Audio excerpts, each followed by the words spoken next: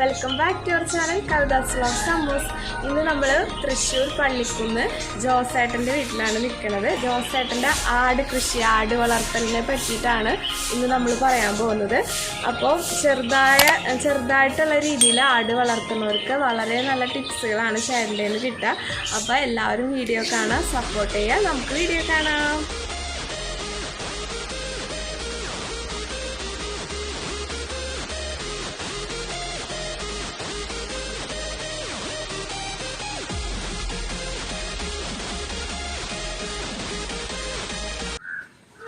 എൻ്റെ പേര് ജോസ്, സ്ഥലം പള്ളിക്കുന്ന്, വീട്ടുപേര് അരിമ്പുപറമ്പൻ.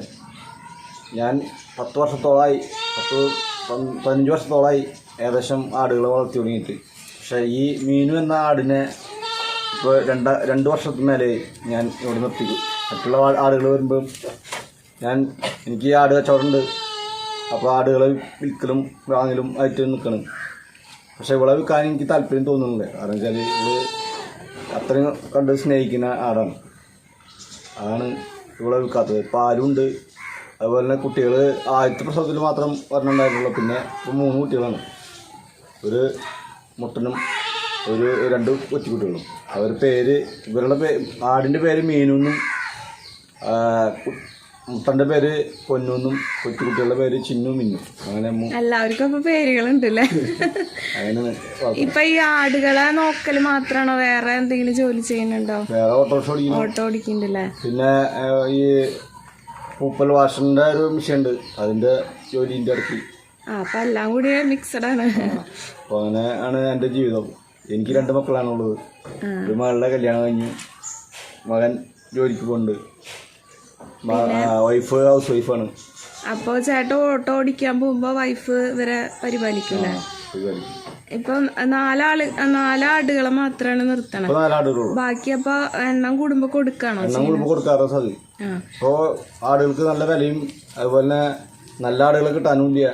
അപ്പൊ അതുകൊണ്ട് വാങ്ങലും വിൽക്കലൊക്കെ ഒത്തിരി കുറച്ചേക്കാണ്. ഇത് ഏതിനാടാ? ഇത് മലബാറി സോജറ്റ് ക്രോസ് ആടാണ്. പ്രായമായിട്ട് 2ാമത്തെ ഇതായിട്ടുള്ള ആദ്യത്തെ പ്രസവത്തിൽ തന്നെ പെട്ടെന്ന് കൂട്ടത്തിൽ നിന്ന് ജനം പിടിച്ചാലുണ്ട്. പെട്ടെന്ന് പ്രായം അന്ന് അധികം ഉണ്ടായില്ല.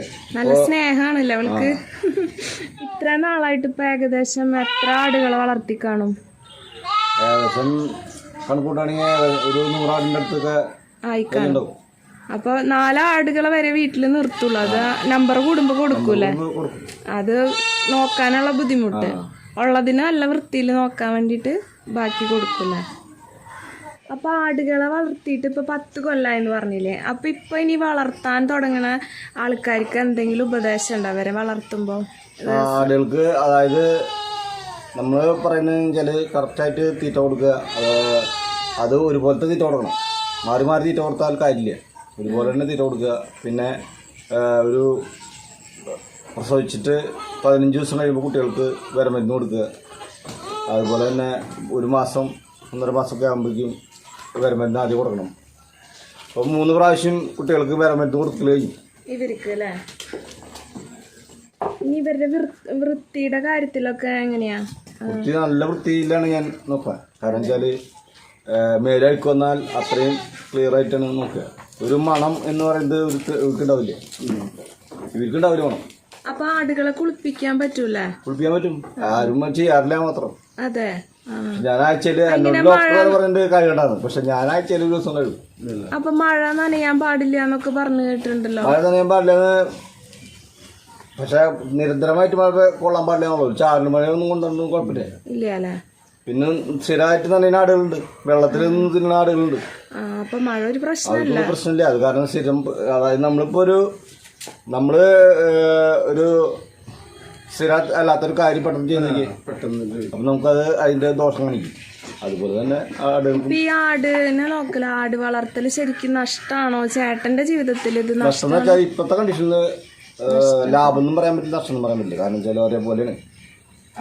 തീറ്റയ്ക്ക് ഭയങ്കര ആദ്യമൊക്കെ തീറ്റ വില കുറവായിരുന്നു. അപ്പൊ അന്ന് മേടിച്ചു കൊടുക്കാൻ പറ്റുമായിരുന്നു. ഇപ്പൊ മേടിച്ചു കൊടുക്കാൻ പറ്റണ്ടല്ല, മേടിച്ചു കൊടുക്കും. ഇത്രയും ഇപ്പൊ 1 കിലോ കപ്പലണ്ടി പിണ്ണാക്ക് 70 രൂപയാണ്.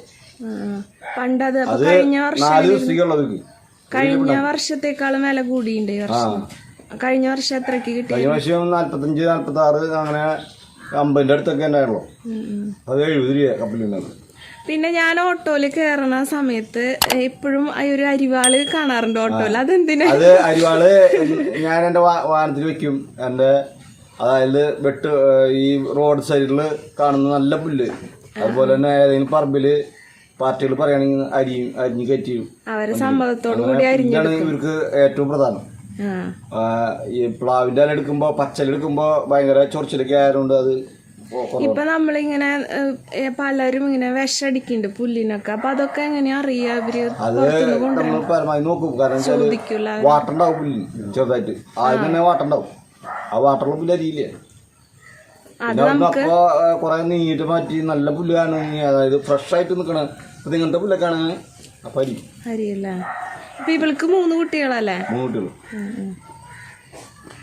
ഇനി ഓട്ടോ ഓടിക്കല്, ആടുകളെ നോക്കല്, അപ്പൊ ഒരു ടൈം ജാം ആവാറുണ്ട്. അതായത് ഇവരെ ശരിക്കും പരിപാലിക്കാൻ സമയം കിട്ടാറുണ്ട്. കാരണം കാലത്ത് ഇപ്പൊ നേരത്തെ തന്നെ ഇവരെ കാര്യങ്ങൾ നടത്തും. അതുപോലെ ഉച്ചയ്ക്ക് വന്നിട്ട് ഭക്ഷണത്തിന് വരുമ്പോ ഇവരെ കാര്യങ്ങൾ നടത്തിയിട്ടാണ് ഭക്ഷണം കഴിക്കുള്ളൂ. ഭക്ഷണം കഴിപ്പിച്ചിട്ട് കഴിക്കുള്ളൂ അല്ലേ?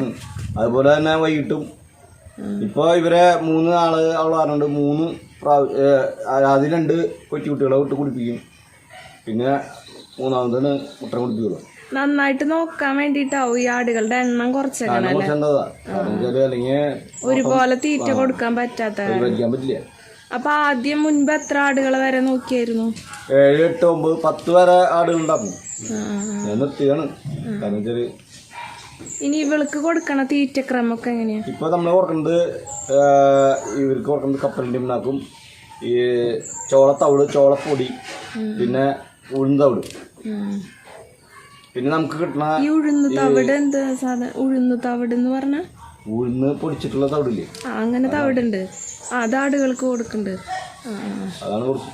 അതാണ് അവര് വലിയ ചടവിലാണ് നിൽക്കണ കാരണം. ക്ഷീണം ഉണ്ടാവില്ല അല്ലേ?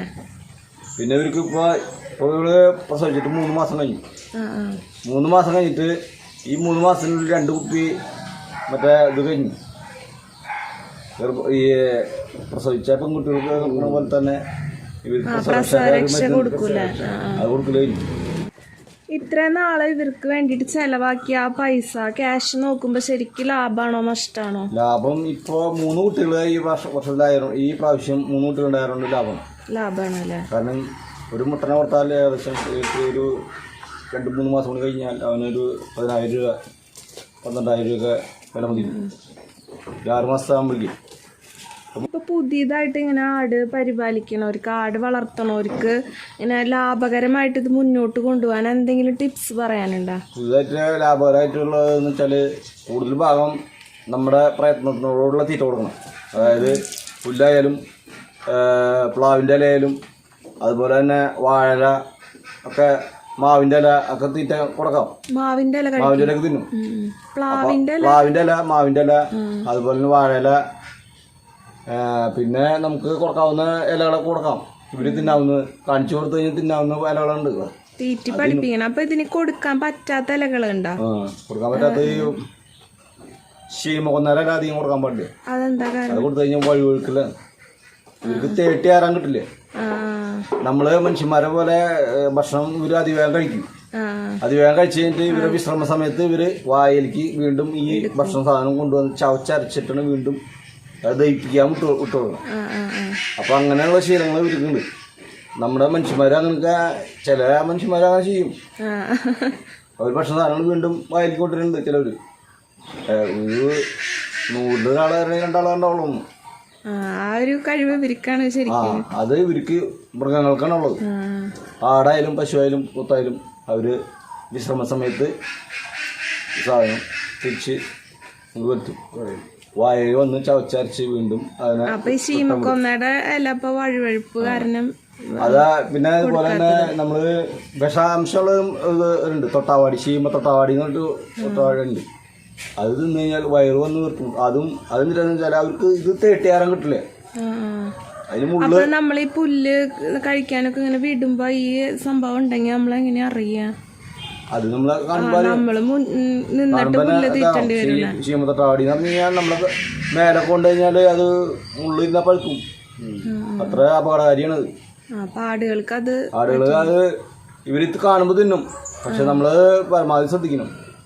തിന്നാനായിട്ട് നല്ല രസമാണ്. പക്ഷെ തിന്നു കഴിഞ്ഞാൽ അത് റിട്ടേൺ കിട്ടില്ലേ. മുള്ള് അതുപോലത്തെ മുള്ളാണ്. അത് ഇവരെ കുടലിലും അങ്ങനെ ഒട്ടിപ്പിടിച്ചിട്ടും കിട്ടില്ല. അപ്പൊ ഇങ്ങനെ കിട്ടാത്ത തിരിച്ചു കിട്ടാത്ത സാധനങ്ങൾ മുമ്പ് കൊടുക്കാൻ പാടില്ല. അതൊക്കെ ശ്രദ്ധിക്കണല്ലേ. അതൊക്കെ ശ്രദ്ധിക്കണം. ആട് കൃഷിയിലേക്ക് ഇറങ്ങാൻ എന്താ കാരണം? ശരിക്കും ഇവരോടുള്ള ഇഷ്ടമാണോ, വളർത്താനുള്ള ഇഷ്ടമാണോ? അതാണ് കാരണം. വെച്ചാല് നമ്മള് മനുഷ്യനേക്കാളും കൂടുതൽ സ്നേഹം മൃഗങ്ങളിൽ നിന്ന് കിട്ടും. ആ തീറ്റ കൊടുക്കണതനുസരിച്ചുള്ള സ്നേഹം കിട്ടുന്നു. ഒരു പഴത്തൊലി ഇട്ട് കൊടുത്തു, അത് കൊടുത്തു കഴിഞ്ഞാൽ അവര് നിന്ന് ഒരു ചിരി പോലെ ചിരിക്കുക, തിന്നെ ചിരിച്ചു തിന്നണ പോലെ തിന്നാ സന്തോഷം. ഇനിയിപ്പോ ഇവളുടെ പ്രസവ സമയത്ത് എന്തെല്ലാം കാര്യങ്ങൾ ശ്രദ്ധിച്ചിരുന്നു? പ്രസവ സമയത്ത് അതായത് തീറ്റയിലും ഇവളുടെ തീറ്റയിലൊക്കെ സാധാരണ തീറ്റ കൊടുക്കുന്ന പോലെ കൊടുക്കാം. പിന്നെ കുറച്ചും കൂടി കൂട്ടി കൊടുക്കേണ്ടി വരും. കുട്ടികൾ വളരുന്നതിനനുസരിച്ചുള്ള തീറ്റ കൂട്ടി കൊടുക്കണം. അതുപോലെ തന്നെ ഒരു 3.5 മാസം കഴിയുമ്പോൾ ഒരു ഇഞ്ചക്ഷൻ ഉണ്ട്, ടെറ്റനസിന്റെ ഇഞ്ചക്ഷൻ. ഗർഭകാലത്ത് 3.5 മാസം കഴിയുമ്പോൾ ടെറ്റനസിന്റെ ഇഞ്ചക്ഷൻ ചെയ്യണം. അല്ലെങ്കിൽ കുട്ടികൾക്ക് രോഗബാധ ഉണ്ടാവും. രോഗബാധ വെച്ചാൽ ചിലപ്പോൾ തളർച്ച ഉണ്ടാവും, അല്ലെങ്കിൽ കൈകാലും മുരടിപ്പ്, അങ്ങനത്തെ കണ്ണിന് കാഴ്ചക്കുറവ് അങ്ങനെ ഉണ്ടാവും. അതൊക്കെ ശ്രദ്ധിക്കണം. അപ്പോൾ 3.5 മാസം കഴിയുമ്പോൾ ഒരു ഇഞ്ചക്ഷൻ ഉണ്ട്, അത് ചെയ്യണം. ഇവർക്കപ്പോ വിരശല്യം വന്നിട്ടുണ്ടോ? അതുകൊണ്ട് വല്ല ബുദ്ധിമുട്ടുണ്ടായിട്ടുണ്ടോ? വേറെ ശല്യങ്ങളൊന്നും ഇതുവരെ അസുഖം ഉണ്ടായിട്ടില്ല. ആദ്യം കുറച്ച് ആളൊരു ഈ അകിടില് ഒരു ഇതുപോലെ വന്നു. അത് ഞാൻ നാടൻ മരുന്ന് വെച്ച് ഓളം പോലെ വന്നിട്ട് അങ്ങനെ അത് ക്ലിയർ ആക്കി. നാടൻ മരുന്ന് ഈ കത്തിനേപ്പിനല്ല, അതുപോലെ പച്ചമഞ്ഞള്, ഉപ്പ്, വെളിച്ചെണ്ണ, പിന്നെ ഈ സോഡ വേറെ ഒരു അത് ചെയ്ത് അത് ക്ലിയറായി. നമ്മള് ഇവരെ ശ്രദ്ധിക്കുന്നിടത്തോളം ഉണ്ടാവും കാര്യങ്ങൾ. നല്ല ശ്രദ്ധ വേണം. നല്ല ശ്രദ്ധയോടുകൂടി നോക്കി കഴിഞ്ഞാൽ ലാഭം തന്നെയാണ്. കാട്ടുണ്ട്, മൂത്രം പിടിച്ച് വിറ്റാൽ കാശ് കിട്ടും. ആട്ടിൻ കാഷ്ടം വിൽക്കുന്നുണ്ടോ? ആട്ടും കാട്ടും വിൽക്കാം. 65 രൂപ ഇപ്പൊ പാട്ടയ്ക്ക് കൊടുക്കണം. അതല്ലേ. മൂത്രമാണെങ്കിൽ പിടിച്ച് ഈ ഔഷധി, അതുപോലെ തന്നെ ഇപ്പൊ ഈ ചെടികൾക്ക് ഒഴിക്കാനൊക്കെ ആൾക്കാർ കൊണ്ടുണ്ട്. നമ്മളോട് ഡൈല്യൂട്ട് ചെയ്ത് ഒഴിക്കേണ്ടി വരും. ഇപ്പൊ ഒരു പ്രസവത്തിൽ വരണ എല്ലാ കുട്ടികളും ചിലപ്പോ ഹെൽത്തി ആവില്ല. ഒരാൾക്ക് ഇത്തിരി ക്ഷീണുണ്ട്, അപ്പൊ അവരെങ്ങനെ റിക്കവർ ചെയ്ത് എടുക്കുക? അത് 3 കുട്ടികളുണ്ടെങ്കിൽ നമുക്ക് ആടുകൾക്ക് 2 മുലയാണുള്ളത്. അപ്പോൾ 3 കുട്ടികൾക്ക് ഒപ്പം വിട്ട് കുടിപ്പിക്കാൻ പറ്റില്ല. അപ്പോൾ നമ്മൾ 2 കുട്ടികളെ ആദ്യം വിട്ട് കുടിപ്പിച്ചിട്ട് പാല് നമ്മൾ ഉറപ്പ്, അതായത് ഏകദേശം പാല് അകട്ടിലുണ്ടെന്നുള്ള കാണിച്ച് വേഗം പിടിച്ച് മാറ്റിയിട്ട് 3ാമത്തെ കുട്ടിനെ വിട്ടു. അങ്ങനെയാണ് കുടിപ്പിച്ച് ഒരേപോലെ ആവണം. അല്ലെങ്കിൽ ഇപ്പോൾ 3 കുട്ടികൾ അതേപോലെ ആവില്ല. അതാണ് അവർക്ക് നല്ല ക്ഷീണമില്ലാണ്ടിരിക്കണം അല്ലേ. ഇതിപ്പോ ഒരുപാട് പൈസ മുടക്കിയിട്ടാണോ അവരെ വളർത്തി കൊണ്ടുവന്നത്? 10 കൊല്ലങ്ങൾക്ക് മുൻപ് എത്ര ചെലവ്? 10 കൊല്ലക്കായിട്ട് ഒരു 2 ലക്ഷം രൂപ അടുത്തൊക്കെ ചിലവായിട്ടുണ്ടാവും ആട് പരിപാലനത്തിനാണ്. പക്ഷെ അതുപോലെ കിട്ടിയിട്ടുണ്ട്. ചിലത് ഇത്തിരി നഷ്ടം വരും. ആദ്യം വാങ്ങിച്ചത് ഒരാടിനെയാണോ? അത് ആദ്യം വാങ്ങിച്ച ഒരാടിനെ, പിന്നെ 10 ആട് വരെ ആ ആടിന്ന് കിട്ടി. ഒരാടിന്ന് കിട്ടി. അപ്പൊ അത് ലാഭം തന്നെയാണ്. പിന്നെ ഈ പറഞ്ഞ പോലെ നല്ല ശ്രദ്ധിച്ച് വളർത്തിയ ലാഭം തന്നെയാണല്ലേ. നല്ല വൃത്തിയുണ്ട് ആടിനെ കാണാനായിട്ട്. ആടിന്റെ ശോധനയും കാര്യങ്ങളൊക്കെ കറക്റ്റ് ആണെന്ന് പറയുന്നത് ഈ ആട്ടിൻ കാഷ്ടത്തിലുള്ള വ്യത്യാസങ്ങളാണ്. അതിനെ പറ്റി ഒന്ന് പറയാൻ പറ്റും? ആടിനെ കാഷ്ടിക്കുമ്പോൾ നമ്മൾ ശ്രദ്ധിക്കേണ്ട കാര്യങ്ങൾ, ആട് എപ്പോഴും മണിയായിട്ട് വിടണം. ഈ കാഷ്ടം വീഴണം.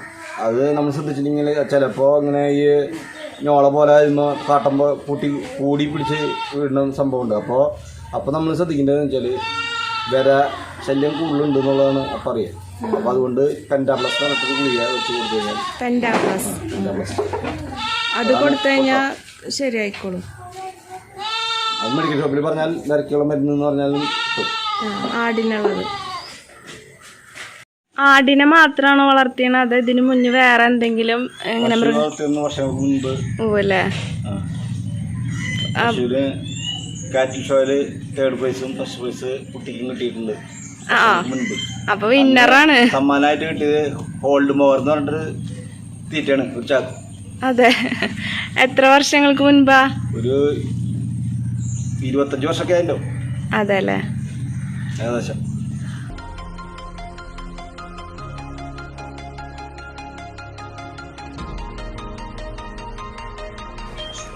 ആട് കൃഷിയിൽ ജോസേട്ടൻ്റെ അറിവുകൾ നിങ്ങൾക്ക് ഉപകാരപ്പെടുമെന്ന് വിചാരിക്കുന്നു. മറ്റൊരു നല്ലൊരു വീഡിയോ ആയിട്ട് വരുന്നത് വരേക്കും Tata and thanks for watching. അപ്പോൾ സബ്സ്ക്രൈബ് ചെയ്യാനും സപ്പോർട്ട് ചെയ്യാനും ആരും മറക്കരുത്. മറ്റൊരു നല്ലൊരു വീഡിയോ ആയിട്ട് വരുന്നതായിരിക്കും. ബൈ.